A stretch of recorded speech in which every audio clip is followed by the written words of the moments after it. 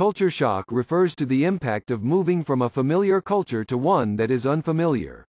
Culture shock is the feelings of uncertainty, confusion, or anxiety that people may experience when moving to a new country or experiencing a new culture or surroundings. It might include the shock of a new environment, meeting new people, eating new food, or adapting to a foreign language, as well as the shock of being separated from the important people in your life, such as family, friends, colleagues, and teachers. This cultural adjustment is normal and is the result of being in an unfamiliar environment. Culture shock doesn't result from just one event, and it doesn't strike suddenly, or with any cause. It builds slowly from a series of small events. It also comes from living and working in an ambiguous situation. Living abroad will make you question your values, which you may have taken as absolutes before. There is no true way to entirely prevent culture shock, as individuals in any society are personally affected by cultural contrasts differently. Symptoms of culture shock: people differ greatly in the degree to which culture shock affects them, but almost everyone is affected by it in one way or another.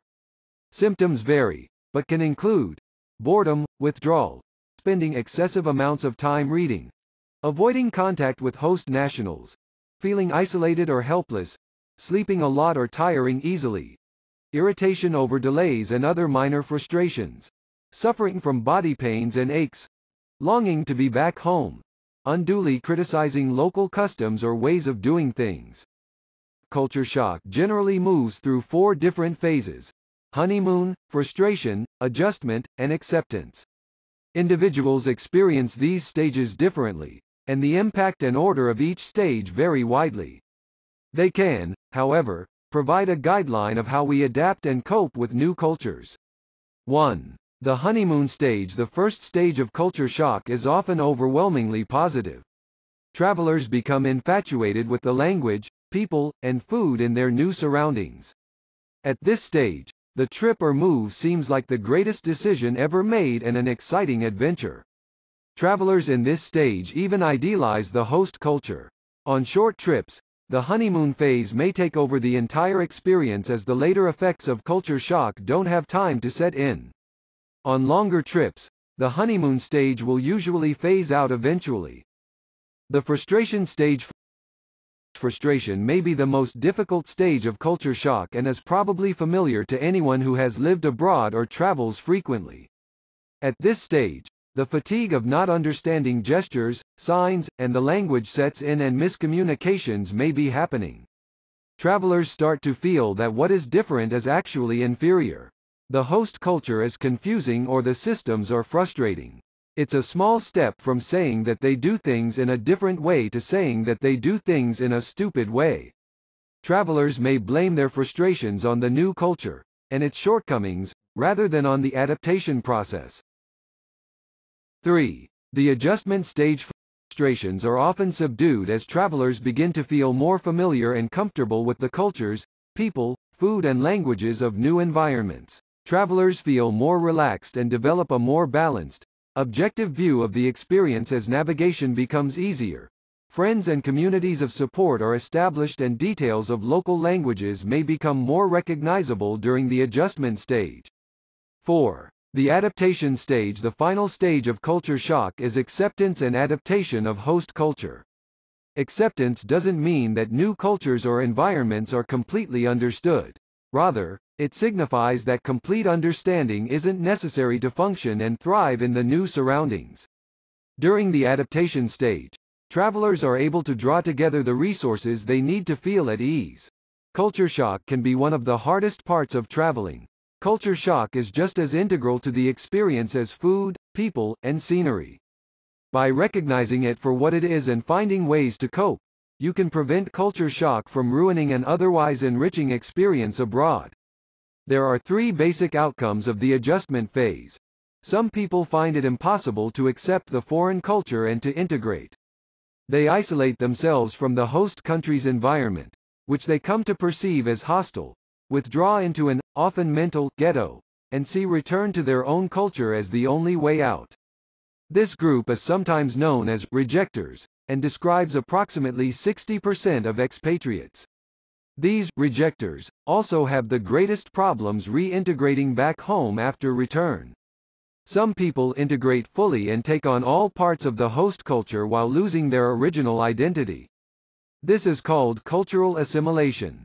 They normally remain in the host country forever.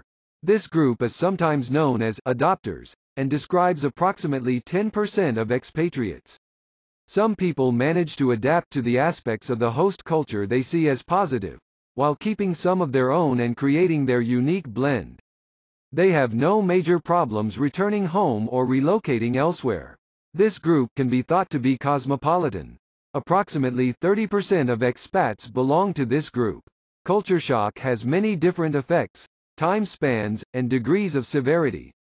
Many people are hampered by its presence and do not recognize why they are bothered. There is evidence to suggest that the psychological influence of culture shock might also have physiological implications. Reverse culture shock is a term used to describe the feelings of surprise, disorientation, confusion, etc., experienced when people return to their home country and find they do not fit in as they used to. This may be due to a change in perspective, a decrease in excitement, an appreciation for and of different customs, or because during the travels the home country was idealized. Why is it so shocking to return home? People who have lived abroad often find the adjustment to returning home is more difficult than their adjustment to the foreign culture. This occurs due to a difference in expectations. We expect to have some difficulty when we go to a new place, but not when we are returning to a place we already know. You may not realize how much you have changed. In adjusting to life in a new culture, your perceptions, habits, and maybe even values have changed, perhaps without your awareness, to fit in with the cultural context of your host country. At the same time, you've carried around in your head a wonderful mental picture of your home environment. All of a sudden, when you return home, reality just doesn't measure up to that picture. Reverse culture shock is generally made up of two parts: idealization and expectations. When an extended period of time is spent abroad, we focus on the good from our past, cut out the bad, and create an idealized version of the past.